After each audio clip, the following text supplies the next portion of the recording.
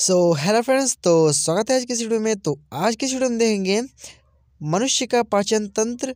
तो ये बहुत ही इंपॉर्टेंट है बोर्ड एग्जाम के लिए। तो जो क्लास 10th वाले विद्यार्थी हैं उनके लिए वीडियो बहुत ही खास होने वाली है, क्योंकि इस वीडियो को देखने के बाद उन्हें मनुष्य के पाचन तंत्र में कोई भी दिक्कत नहीं रह जाएगी। तो इसमें बहुत सारे इंपॉर्टेंट क्वेश्चन हैं, उन्हें भी हम देखेंगे।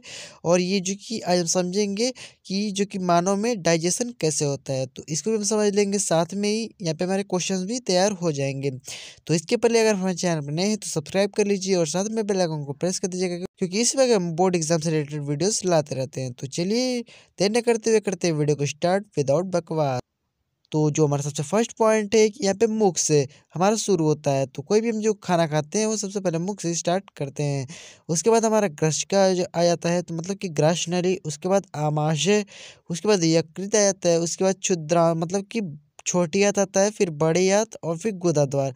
तो ऐसे जो कि हमारे यहाँ पे पाचन होता है। तो ऐसे जो कि हम कोई भी भोजन को लेते हैं तो ये ऐसे ही जो कि हमारा सबसे पहले क्रम वाइज जो कि भोजन उसमें बारी बारी से आता है। ठीक है, तो चलिए सबसे पहले हम समझ लेते हैं कि मनुष्य में पाचन होता कैसे। ठीक है, तो मैं आपको कुछ यहाँ पे इंपॉर्टेंट बातें बताने वाला हूँ, जो कि आप समझ जाते हैं तो आप इस पूरे जो कि हमारा मानव पाचन तंत्र है उसको आप आसानी से समझ जाएंगे। तो चलिए सबसे पहले सवाल स्टार्ट होता है कि ग्रंथियाँ। तो मनुष्य के जो शरीर में बहुत सारी ग्रंथियाँ पाई जाती हैं। तो ग्रंथियों से क्या होता है कि रस स्रावित होता है। ठीक है, मतलब कि रस निकलता है। और ये जो रस होते हैं इन्हें हम एंजाइम कहते हैं। और यही एंजाइम हमारे भोजन को पचाने का कार्य करते हैं। तो यही इसमें इम्पोर्टेंट बात है कि जो रस होते हैं उन्हें एंजाइम कहते हैं। मतलब कि जो ग्रंथियाँ होती हैं उन्हीं से हमारा जो कि एंजाइम निकलता है, और एंजाइम भोजन को पचाने का कार्य करते हैं। तो इसी प्रकार से बहुत सारे जो कि हमारे पार्ट्स है उसमें बहुत सारे एंजाइम्स निकलते हैं। तो अलग अलग एंजाइम सब में निकलते हैं। तो चलिए उसको देखते हैं। सबसे पहला जो हमारा भाग है यहाँ पे मुख। तो मुख से ही हम कोई भी भोजन को जो कि ग्रहण करते हैं।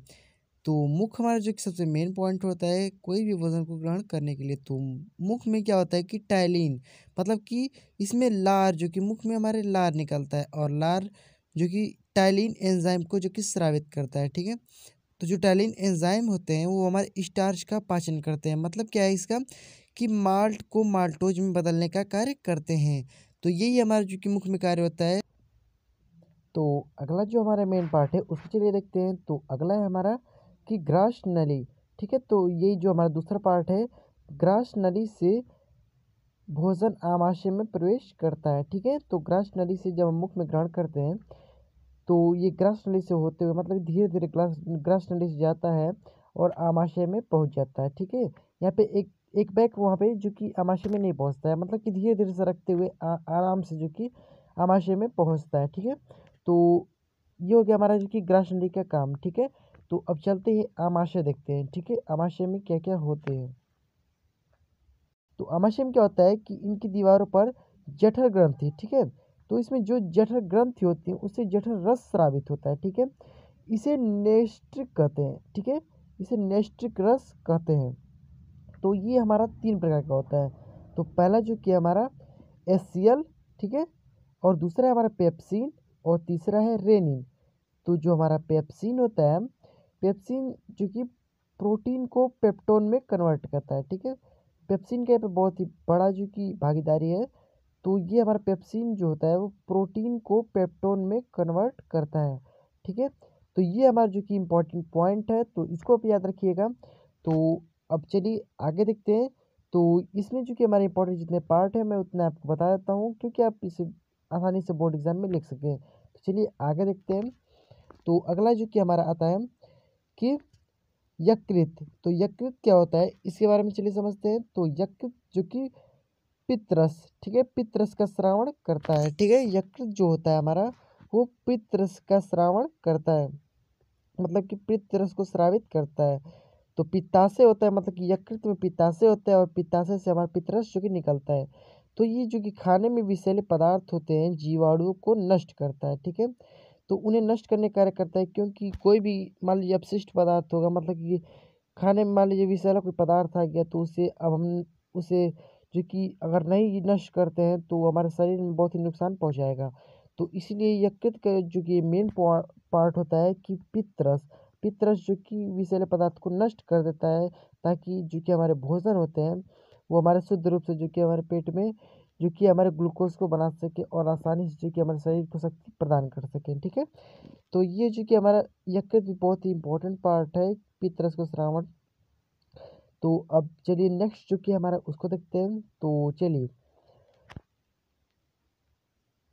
तो अगला जो है हमारा कि अग्न्याशय। ठीक है, तो अग्न्याशय में क्या होता है कि अग्न्याशय जो रस होता है उसे ट्रिप्सिन एंजाइम बोलते हैं। ठीक है, अग्न्याशय से अग्न्याशय रस निकलता है और अग्न्याशय रस को क्या कहते हैं, ट्रिप्सिन एंजाइम्स। ठीक है, तो ट्रिप्सिन एंजाइम्स क्या होते हैं, तो इसके पहले मैंने अभी आपको आमाशय में बताया कि जो पेप्सिन होता है वो हमारे पेप्टोन में बदलने का कार्य करता है, और ये जो हमारा पेप्टोन होता है वो अमीनो अम्ल में जो कि कन्वर्ट करता है या बदलने का कार्य करता है। ठीक है, ट्रिप्सिन जो होता है पेप्टोन को अमीनो अम्ल में बदल देता है। ठीक है, तो ये अग्न्याशय में जो कि हमारा कार्य होता है।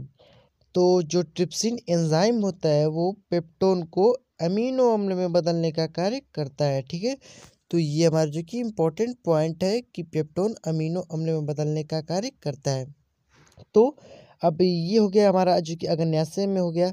तो अब चलते हैं जो कि छोटी आंत में। ठीक है, तो अब छोटी आंत में देखते हैं क्या होता है।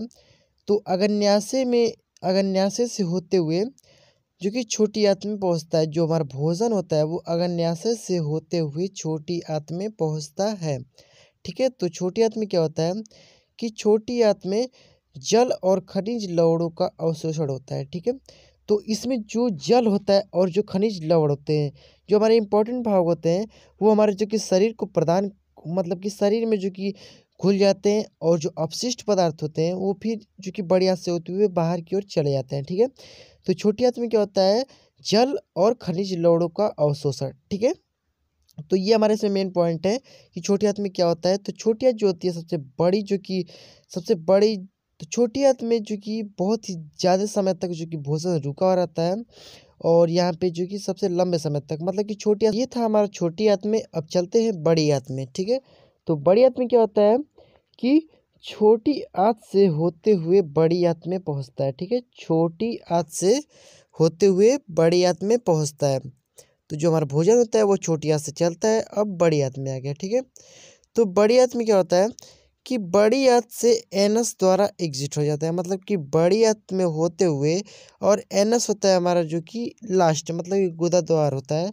अब इधर से जो कि हमारा जो कि एग्जिट हो जाता है, मतलब कि बाहर की ओर निकल जाता है। ठीक है, तो ये हो गया हमारा जो कि बड़ी आंत का जो कि काम हो गया कि बड़ी आंत जो कि जो खनिज जो लवण होते हैं उन्हीं का जो कि अवशोषित करता है, उनका जो जल होता है उनको ये अवशोषित कर लेता है। जो बड़ी आंत होता है वो अवशोषित करने का भी कार्य करता है। ठीक है, तो यहाँ से हो गया हमारा जो कि बड़ी आंत कंप्लीट। ठीक है, तो इसमें आप समझ लीजिएगा कि बड़ी आंत से होते हुए जो कि एनस द्वारा बाहर निकल जाता है। तो अब इसमें इंपॉर्टेंट चीज़ है उसको देख लेते हैं। तो सबसे इम्पोर्टेंट क्या है इसमें कि सबसे बड़ी ग्रंथि यकृत होती है। ठीक है, तो इसको आप जो कि याद रखिएगा, जो कि एग्ज़ाम में जो कि ये आ सकता है, बहुत इंपॉर्टेंट है। तो सबसे बड़ी जो ग्रंथि होती है वो हमारा यकृत होता है। ठीक है, और सबसे जो छोटी ग्रंथि होती है पिट्यूटरी ग्रंथि होती है, और ये जो ग्रंथि होती है हमारा मस्तिष्क में पाया जाता है। तो ये दोनों क्वेश्चंस बहुत ही इंपॉर्टेंट है, और भी इसमें बहुत सारे इंपॉर्टेंट क्वेश्चंस हैं जो कि इसमें जो कि पूछे जा सकते हैं। तो इसमें बहुत सारे जितने भी एंजाइम्स हैं जो उनका कार्य है उनको आप जो कि इसमें याद कर लीजिएगा, और इसे एक बार और देख लेते हैं तो आपको इसमें पूरा जो कि बात क्लियर हो जाएगा।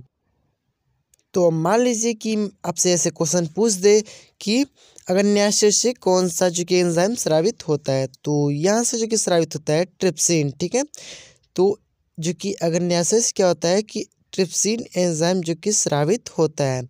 तो ऐसे ही आपको क्वेश्चन पूछेगा और आपको उसका जो कि आंसर देना होगा। ठीक है, तो अब जो आगे हमारा कि आपसे पूछ देगा, तो मान लीजिए आपसे ऐसे क्वेश्चन पूछ दे कि लार से जो कि कौन सा एंजाइम जो कि स्रावित होता है, कौन सा एंजाइम निकलता है, तो लार से हमारा निकलता है टाइलिन एंजाइम। ठीक है, क्वेश्चन बनता है कि लार में हमारा टाइलिन जो कि एंजाइम निकलता है जो कि भोजन को मिलाने का कार्य करता है। ठीक है, तो ये जो ऐसे कुछ इंपॉर्टेंट क्वेश्चन पूछेंगे आपको उसका आंसर देना होगा। ठीक है, तो ये इंपॉर्टेंट चीज़ है जो कि मैंने आपको बता दिया।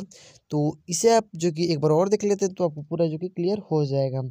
तो मैंने आपको बहुत ही आसान तरीके से समझाने की कोशिश की है। अगर आपको समझ में आ गया हो तो वीडियो को एक लाइक कीजिए और चैनल पर नए सब्सक्राइब कर लीजिए और साथ में बेल नोटिफिकेशन कॉल पर क्लिक कर दीजिएगा, क्योंकि इससे कर हम बोर्ड एग्जाम से रिलेटेड वीडियोस लाते रहते हैं। तो चलिए मिलते हैं अगले वीडियो में, तब तक के लिए बाय।